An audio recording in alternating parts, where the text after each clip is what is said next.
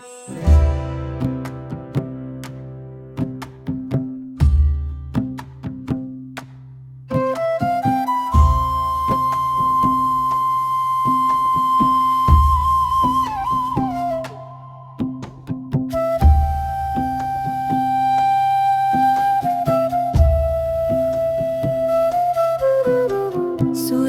की किरणों में गूंथी बातें, हर पत्ता जैसे सुनाए कहानी। मिट्टी की गंध छुपे सारे राज, धड़कन बोले कुछ अनसुना, सांसों में छुपा जीवन का गुणा।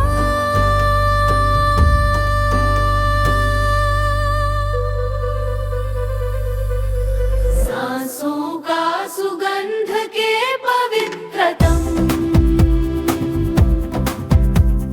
जैसे चांदनी रात का लौकिकम। हर धड़कन गाए, हर लम्हा झूमे में, सांसों का सुगंध के पवित्रतम। चुप्पी में छिपा है गीत पुराना, आसमां से गिरा वो टूटा तारा। हर निशान में बसी है एक आशा, ख्वाबों का रंग नीला सफर। हर सांस में बसा अनंत का असर।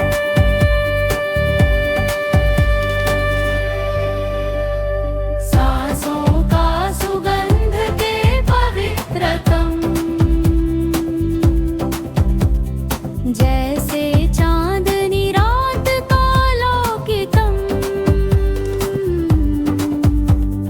हर धड़कन गाए, हर लम्हा झूमे, सांसों का सुगंध के पवित्रतम।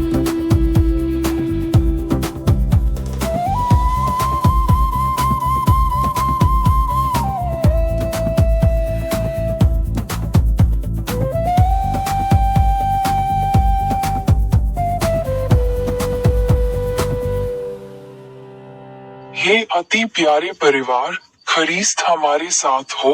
प्रिय अति माता पिताओं, प्रिय अति प्यारे भाइयों बहनों, अति बुजुर्ग माता पिताओं, अति बच्चों व अति युवाओं, मैं संदीप इग्नेस माकी हूँ। आज नवंबर महीने का 30वां आखिरी दिन है। आज पीन्स ऑफ गॉड में पहली बार यूट्यूब चैनल पर आप सभी को हार्दिक स्वागत है और हार्दिक बधाई।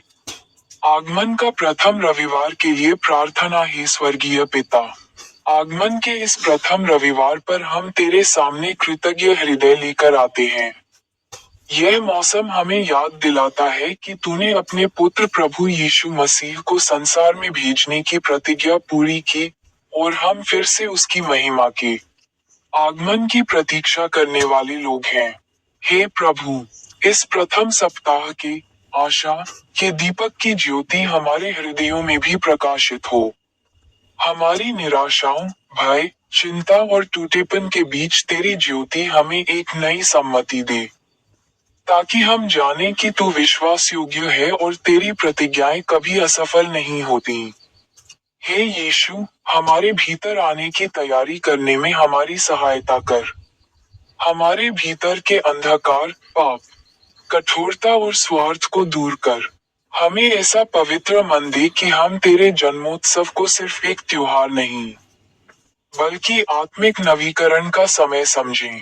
प्रथम बाइबल पद पर बोले, कुलुसियों का नाम अध्याय 3 पद संख्या 15 में बोले, और मसीह की शांति, जिसके लिए तुम एक देह होकर बुलाए भी गए हो, तुम्हारे हृदय में राज्य करे और तुम धन्यवादी बने रहो।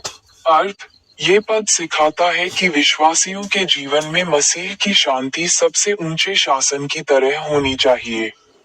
झगड़ा, तनाव, चिंता, सब पर प्रभु की शांति का अधिकार हो और हर परिस्थिति में कृतज्ञता का मन बना रहे। प्रार्थना। हे प्रभु यीशु, मेरे हृदय में अपनी शांति का शासन स्थापित कर। मेरी भावनाओं, विचारों और निर्णयों को तू नियंत्रित कर। मुझे हर परिस्थिति में धन्यवाद करने वाला बनाना। आमेन। द्वितीय बाइबल पद पर बोले, प्रेरित चरित अध्याय 14 पद संख्या 7 में बोले, और वहां सुसमाचार सुनाने लगे। अर्थ। ये पद बताता है कि जहां भी परमेश्वर का सेवक जाता है, वहां वह सुसमाचार, मसीह का शुभ समाचार, घोषित करता है। कार्य, स्थान या परिस्थिति कोई भी हो, परमेश्वर का वचन लोगों को जीवन देता है।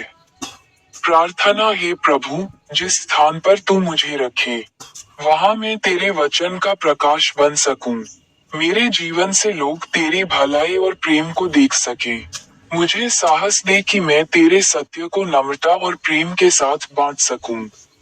आमेन। तृतीय बाइबल पद पर बोले, द्वितीय पत्रस का पत्र अध्याय 3 पद संख्या 10 व 11 में बोले, परंतु प्रभु का दिन चोर के समान आ जाएगा। उस दिन आकाश बड़े शोर के साथ जाता रहेगा और तत्व बहुत ही तप्त होकर पिघल जाएंगे और पृथ्वी और उसके कामों का न्याय होगा। तो जबकि ये सब वस्तुएं इस रीति से पिघलने वाली हैं, तो तुम्हें पवित्र चाल चलन और भक्ति में कैसे मनुष्य होना चाहिए। अर्थ। ये पद चेतावनी देता है कि प्रभु का दिन अचानक आएगा। इसलिए विश्वासियों को चाहिए कि वे पवित्र, भक्तिपूर्ण और धर्मी जीवन जिएं। दुनिया नाशवान है, परंतु आत्मा और परमेश्वर का राज्य शाश्वत है। प्रार्थना। हे प्रभु, मुझे हर दिन ऐसा जीवन जीने में सहायता दे जो तेरी इच्छा के अनुसार पवित्र और भक्तिपूर्ण हो। मेरे विचारों, कर्मों और वचनों को पवित्र कर। मुझे तैयार रख कि जब तू आए, तो मैं विश्वास में दृढ़ और स्थिर पाऊं जाऊं। आमेन। आखिरी बाइबल पद पर बोले, यिर्मयाह अध्याय 46 पद संख्या 11 में बोले, हे मिस्र की कुमारी कन्या, गिलाद को जाकर बलसान औषधि ले। तू व्यर्थ ही बहुत इलाज करती है, तू चंगी नहीं होगी। अर्थ। ये पद बताता है कि मनुष्य की अपनी उपाय चेष्टाएं तब तक बेकार हैं जब तक परमेश्वर का अनुग्रह न हो। सच्चा चंगाई, सुरक्षा और उद्धार केवल परमेश्वर से ही मिलता है, न कि संसार की चीजों से। यह एक चेतावनी और आत्मिक जागृति का संदेश है।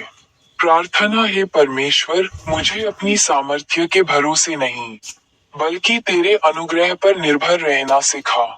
मेरी कमजोरियां, पीड़ाएं और समस्याएं तू ही चंगा कर। मेरे जीवन में अपनी सच्ची आरोग्यता और उद्धार का अनुभव करा। आमेन। आइए प्रार्थना करें। हे माता मरियम, हे संत पिता लियो 14वें, हे महाधर्माध्यक्ष विंसेंटाइन, आज नवंबर है। यह वर्ष 2025 का 11वां महीना है। हे पवित्र आत्मा, हमें आज्ञाकारिता, प्रतीक्षा, संयम और विश्वास की शिक्षा दे। हमें एक दूसरे के लिए आशा और सांत्वना का साधन बना। हमें अपने परिवारों, समाज, चर्च और दुनिया में तेरी शांति का दूत बना। हे पिता, इस आगमन के मौसम में बीमारों को स्वास्थ्य, दुखियों को सांत्वना, निराशों को आशा और अंधकार में बैठे लोगों को ज्योति प्रदान कर। प्रभु यीशु, तू आ हमारे हृदय में, हमारे घरों में, हमारे जीवन में और हमारे संसार में। हे प्रभु, तेरे आगमन की प्रतीक्षा में हम कहते हैं, आ प्रभु यीशु। आमेन।